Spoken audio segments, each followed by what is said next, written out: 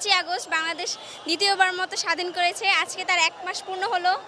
সবাই একসাথে ভাল লাগছে। স্বাধীন বাংলাদেশে স্বাধীনভাবে চলাফেরা করতে পারছি। অবশ্যই সুন্দর সুশৃঙ্খল একটি বাংলাদেশ আমরা গড়ব, যেহেতু আমরা সবাই মিলে আন্দোলন করে বহু ভাইয়ের রক্তে স্বাধীন করেছি দেশটা।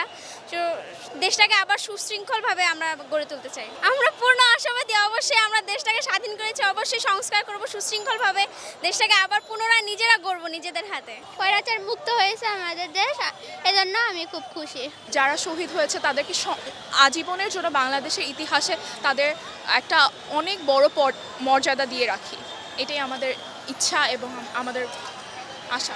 দেশটা তো আসলে আমাদেরই, আর যেহেতু ছাত্র জনতাই করেছে, তো আমি মনে করি যে ছাত্র জনতার আসলে এখন দেশ সংস্কারে এগিয়ে আসা উচিত, আর আমাদের সর্বোচ্চটা দেওয়া উচিত। অনেক দূরে এগিয়ে নিতে পারবো জিনিস ইনশাল্লাহ, কিন্তু আসলে এটা তো অত সহজ না, তবে চেষ্টা করবো। অন্যায় অবিচারের আমরা এবার সবাই মুখে দাঁড়াবো, রুখে দাঁড়াবো। আমরা এমন একটা দেশ যেতে চাই যেটা আমাদের শহীদেরা কল্পনা করে গিয়েছে আমাদের জন্য, যাদের জন্য তারা প্রাণ দিয়েছে। খুশি লাগছে, এক্সাইটেড। তারপর ভাবছি যে একটা স্বাধীন বাংলাদেশে তৈরি হলো, নতুনভাবে যেন একটা গভর্নমেন্ট তৈরি হয়, দেশটাকে যেন চালাইতে পারে।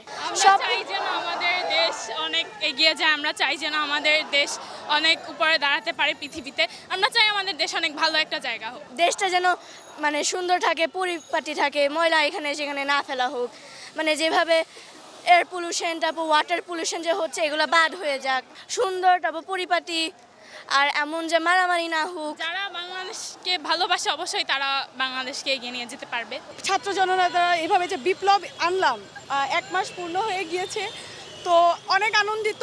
আর আমি চাই যে একজন মানে দেশের নাগরিক হিসেবে দেশের যেমন উন্নতি আমরা চাচ্ছি তেমন উন্নতি হবে। যিনি ক্ষমতায় আছে উনি ভালো কিছু করবেন, এই তো আশা করছি। আমি দুর্নীতিমুক্ত একটা বাংলাদেশ দেখতে চাই, যেখানে কোনো দুর্নীতি থাকবে না।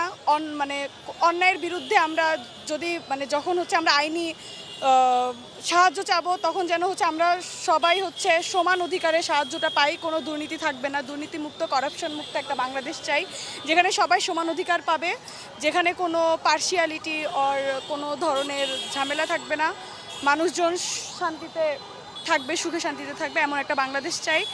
আর ভালো লাগছে, স্বাধীনতা পেয়েছি আমরা, ছাত্র জনতারা মাঠে নেমেছে, তারা ঠিকমতো সব দায়িত্ব পালন করবে। আমি তো সর্বোচ্চটাই ছাত্রী হিসেবে আশা করি যে সর্বোচ্চটাই পাবো। এখন দেখা যাক সামনে কি হয়। সবাই যেহেতু দায়িত্ব নিয়েছে, আশা করি যে ভালো কিছুই হবে, ছাত্র জনতারা পারবে এই দেশটাকে এগিয়ে নিয়ে যেতে। আমরা আমাদের মানে সর্বোচ্চটা দিয়ে, ছাত্রীরা যারা আছি সবাই সর্বোচ্চটা দিয়ে থাকার চেষ্টা করব, এবং যতক্ষণ না পর্যন্ত আমাদের দেশটা একটা ভালো পর্যায়ে যাচ্ছে, উন্নতির শেষ পর্যায়ে যাচ্ছে, ততদিন পর্যন্ত আমরা ছাত্রীরা আছি এবং সব সময় থাকবো। আমরা চেষ্টা করব সব সময় শেষ অবধি থাকার, যতক্ষণ আমরা পারি আর কি। এখন তো আর ছাত্র আর ছাত্রী তো আলাদা না, সবাই এখন নারী পুরুষ সবাই সমান, সমতা আছে। তো আমরা চেষ্টা করতেছি যে ছাত্রদের পাশাপাশি আমরা ছাত্রীরাও যেন সমানভাবে ওদের সাথে কাঁধে কাঁধ মিলিয়ে কাজ করে যেতে পারি, দেশকে উন্নয়নের দিকে এগিয়ে নিয়ে যাওয়ার জন্য।